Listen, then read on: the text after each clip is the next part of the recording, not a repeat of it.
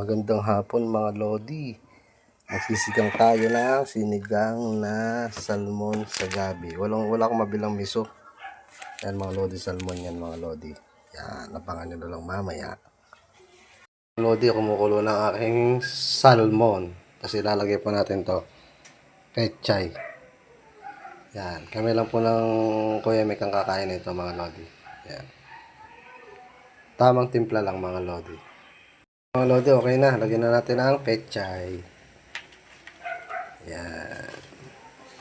Kunting kulo lang mga lodi. Papatayin ko na. Pangit din naman sa pechay yung lamog ang gulay niya pag kinain. Tubog lang natin. Tapos mamaya papatayin ko na to. Dahil maya pa naman kakain. Tamang-tama ito. Yan. Yan po mga lodi ang aking menu ngayong hapon. Sinigang na gabi na salmon po mga lodi. Salmon po sinigang ko sa gabi.